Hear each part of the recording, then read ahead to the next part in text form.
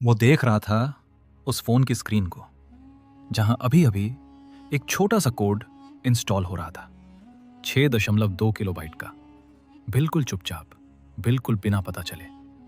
Probe, अनंत श्रीवास्तव का virus.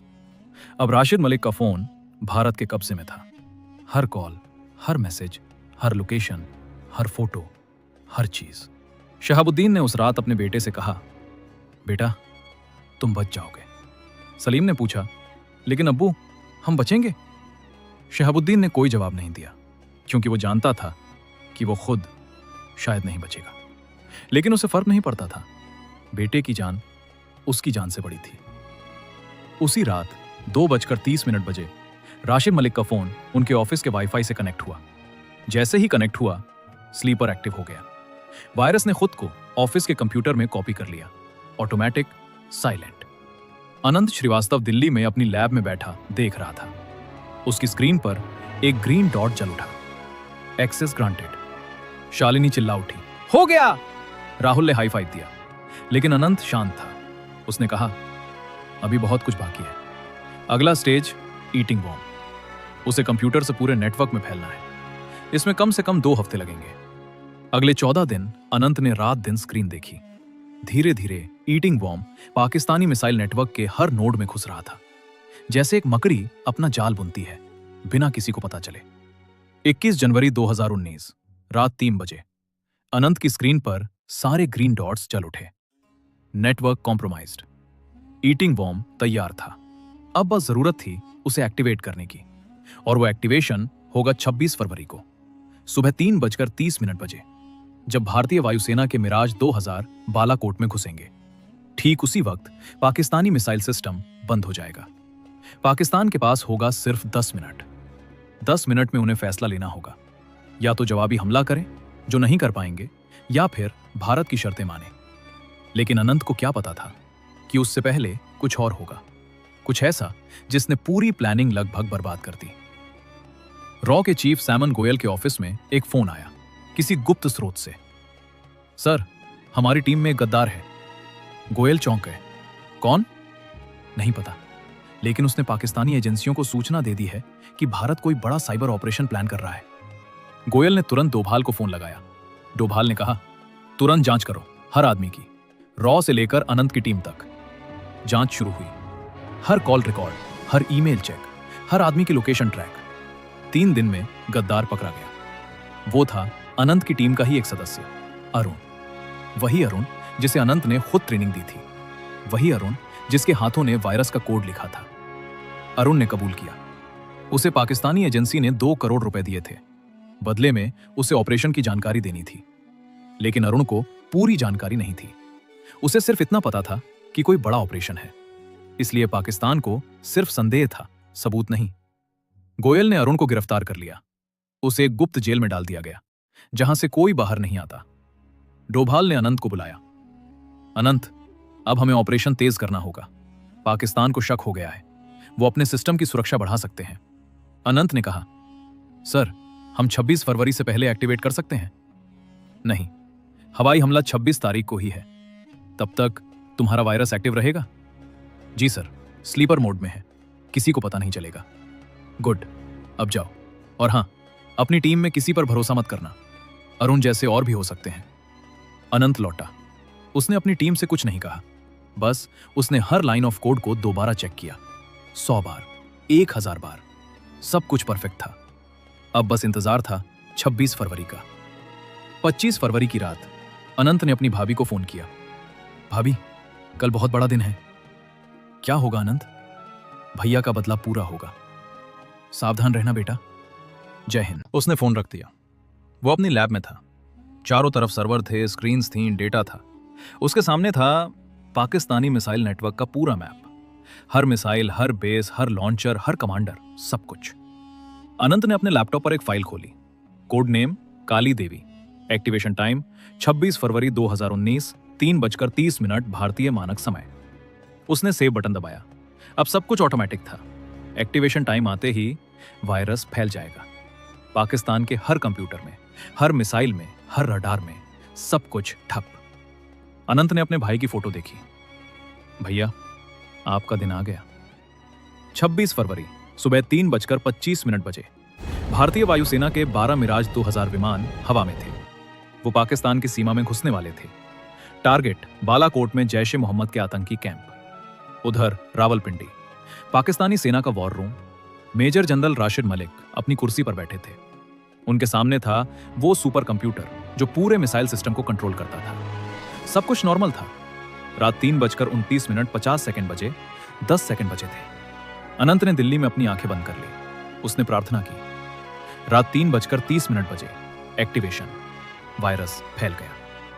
Rashid Malik की screen चमकी। एक पॉपअप आया, सिस्टम अपडेट इन प्रोग्रेस, कृपया प्रतीक्षा करें। राशिद मलिक ने भौहें चढ़ाई। अपडेट इस समय? उन्होंने अपने टेक्निकल ऑफिसर को बुलाया। ये क्या है? ऑफिसर ने स्क्रीन देखी। सर, कोई अपडेट तो नहीं है। तो ये क्या है? ऑफिसर ने कीबोर्ड पर कुछ टाइप किया। कोई रिस्पॉन्स नहीं। सर, सिस्टम हैंग है। हैंग? कैसे हैंग? ये सुपर कंप्यूटर है। सर, मुझे नहीं पता। तभी एक और स्क्रीन पर रडार चमका। भारतीय विमान सीमा पार कर रहे थे। राशिद मलिक चिल्लाए, काउंटर अटैक की तैयारी करो, मिसाइलें लॉन्च करो। ऑफिसर ने बटन दबाया। कुछ नहीं हुआ। फिर दबाया, फिर कुछ नहीं। सर, मिसाइलें रिस्पॉन्स नहीं कर रही। क्या? सारी मिसाइलें डिसेबल हैं। राशिद मलिक का चेहरा सफेद पड़ गया। उन्होंने आर्मी चीफ बाजवा को फोन लगाया। सर, हमारा पूरा मिसाइल सिस्टम डाउन है। बाजवा चुप थे। कुछ सेकंड बाद बोले, भारत ने किया है। लेकिन कैसे? पता नहीं, लेकिन अब तुम्हारे पास 10 मिनट है। या तो सिस्टम ठीक करो या फिर हम बर्बाद हो जाएंगे। राशिद मलिक पसीने पसीने हो गए। उनके सामने स्क्रीन पर अब एक नया मैसेज चमक रहा था, हिंदी में। ये हमारी सहनशीलता है, हमारी कमजोरी नहीं। वॉर रूम में अफरा तफरी मच गई। हर कोई चिल्ला रहा था, करो कुछ, मिसाइलें लॉन्च करो, भारत को जवाब दो। लेकिन कोई जवाब नहीं था, क्योंकि जवाब देने के लिए मिसाइलें चाहिए थी और मिसाइलें जवाब नहीं दे रही थी। राशिद मलिक ने अपने बेस्ट टेक्निकल ऑफिसर को बुलाया। तुम्हारे पास 10 मिनट है, सिस्टम ठीक करो। ऑफिसर ने कहा, सर, ये कोई टेक्निकल गड़बड़ी नहीं है, ये वायरस है। इतना एडवांस वायरस जो हमारी सारी फायरवॉल क्रॉस कर गया। तो इसे ठीक करने में हफ्तों लग जाएंगे। राशिद मलिक बेहोश होने के कगार पर थे। उन्होंने बाजवा को दोबारा फोन लगाया। सर, सिस्टम ठीक नहीं हो सकता। बाजवा ने कहा, तो फिर भारत से बात करो। क्या बात करूं? शर्तें मानो, उनका पायलट उन्हें वापस दे दो। लेकिन सर, हमारी इज्जत से बड़ी सेना है। अगर हमारे पास मिसाइलें नहीं होंगी तो पूरा देश बर्बाद हो जाएगा। इज्जत तो बाद में देख लेंगे। राशिद मलिक ने फोन रख दिया। उन्होंने अपने सामने की स्क्रीन देखी। वो हिंदी का मैसेज अब भी चमक रहा था। उन्होंने गहरी सांस ली और अपने सहायक से कहा, भारत के एनएसए को फोन लगाओ। Delhi, South Block. अजीत डोभाल के ऑफिस में फोन बजा। डोभाल ने उठाया।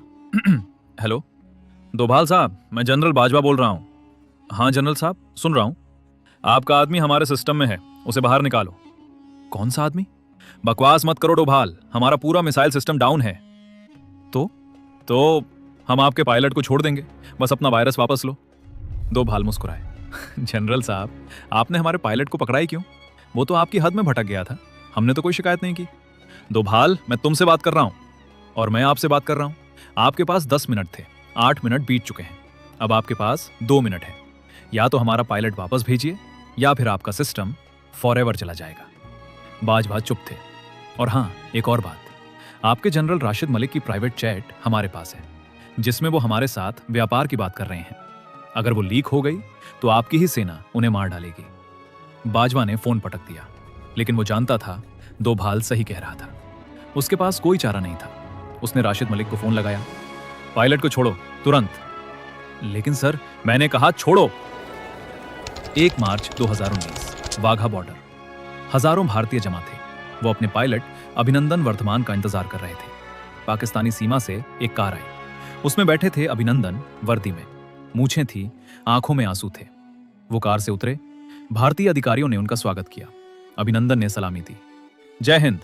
हजारों लोग चिल्लाए, जय हिंद, जय हिंद। लेकिन उसी समय रावलपिंडी के वॉर रूम में राशिद मलिक अपनी स्क्रीन देख रहे थे। वो मैसेज अब भी चमक रहा था। ये हमारी सहनशीलता है, हमारी कमजोरी नहीं। उन्होंने अपने ऑफिसर से कहा, अब क्या? ऑफिसर ने कहा, सर, अब मैसेज बदल गया है। स्क्रीन पर नया मैसेज था। अगली बार मिसाइलें लॉन्च होने से पहले ही आपका सिस्टम मर चुका होगा। शुभ रात्रि। और फिर स्क्रीन बंद हो गई। सिस्टम वापस ऑनलाइन आ गया, लेकिन अब राशिद मलिक को पता था भारत उनसे कहीं ज्यादा ताकतवर था, और वो ताकत सिर्फ बंदूक और बम से नहीं बल्कि एक छोटे से वायरस से आई थी। शहाबुद्दीन, वो चाय वाला, 3 महीने बाद पकड़ा गया। पाकिस्तानी खुफिया एजेंसी ने उसके घर छापा मारा। उन्हें मिला एक बैग जिसमें 40 लाख रुपए थे। शहाबुद्दीन ने कबूल कर लिया, हाँ मैंने किया। किसके लिए? मेरे बेटे के लिए। तुम्हारे बेटे का इलाज किसने कराया? मुझे नहीं पता। किसने दिया तुम्हें यूएसबी? मुझे नहीं पता। किसके लिए काम करते थे तुम? मुझे नहीं पता। वो सच में नहीं जानता था। उसे सिर्फ इतना पता था कि उसने अपने बेटे को बचाने के लिए जासूसी की और उसे इसकी सजा मिली। उसे क्या सजा मिली कोई नहीं जानता, क्योंकि शहाबुद्दीन का शव कभी नहीं मिला। गायब, बस जैसे वो था ही नहीं। उसकी रेहड़ी अगले दिन से नहीं लगी। चौरंगी चौक पर अब कोई चाय नहीं बेचता। लोग भूल गए उसे। पाकिस्तान भूल गया, भारत भी भूल गया। लेकिन अनंत श्रीवास्तव ने उसे नहीं भुलाया। उसने उस दिन अपनी डायरी में लिखा, शहाबुद्दीन, तुम्हारा नाम इतिहास में नहीं होगा, लेकिन मेरे दिल में हमेशा रहेगा। तुमने अपने बेटे की जान बचाने के लिए अपनी जान दे दी। तुम हीरो हो। फिर उसने डायरी बंद कर दी और काम पर लग गया, क्योंकि दुश्मन अभी भी बैठा था और अनंत को अभी और भी ऑपरेशन करने थे। 2024। अनंत श्रीवास्तव अब इस दुनिया में नहीं थे। आधिकारिक कारण हार्ट अटैक। लेकिन कुछ लोग कहते हैं उसे जहर दिया गया था। क्यों? क्योंकि उसके पास वो चाबियां थीं जिनसे पाकिस्तान का मिसाइल सिस्टम आज भी बंद किया जा सकता था, और भारत सरकार नहीं चाहती थी कि वो चाबियां किसी और के हाथ लगें। तो अनंत को मरना पड़ा, चुपचाप, बिना किसी तमगे के, बिना किसी सम्मान के, बिना किसी को पता चले।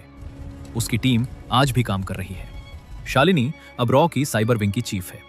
राहुल अपनी खुद की साइबर सिक्योरिटी कंपनी चलाता है। विक्रम और दीपा अब दूसरे ऑपरेशंस पर काम कर रहे हैं। लेकिन वो कभी नहीं भूलते उस रात को, जब उन्होंने पाकिस्तान की सबसे बड़ी सेना को घुटनों पर ला दिया था, बिना एक गोली चलाए, बिना एक जवान खोए, बस एक वायरस से। और आज 2026 में रावलपिंडी के उस कमांड सेंटर में एक पुरानी हार्ड ड्राइव आज भी रखी हुई है, जो बंद नहीं होती, जो फॉर्मेट नहीं होती, और हर रात ठीक 2:30 बजे उस स्क्रीन पर चमकती है एक लाइन, जय हिंद, जय भारत। तो दोस्तों, ये कहानी थी उन गुमनाम सैनिकों की, जिनके हथियार ना तो बंदूक थे और ना बम। उनका हथियार था एक कप चाय और एक कंप्यूटर स्क्रीन। एक बूढ़ा चाय वाला जिसने अपने बेटे की जान के लिए अपनी जान दे दी। एक साइबर योद्धा जिसने दुश्मन की नींद उड़ा दी और खुद गुमनाम हो गया। और एक पूरा देश जो चुपके से चुपचाप अपने दुश्मनों को मात दे रहा है। अगर आपको ये कहानी पसंद आई हो तो लाइक करें, शेयर करें, और हाँ, अपने घर के पास वाले चाय वाले पर नजर रखें। कभी पता नहीं चलता, वो भी कोई शहाबुद्दीन निकले। जय हिंद, जय भारत।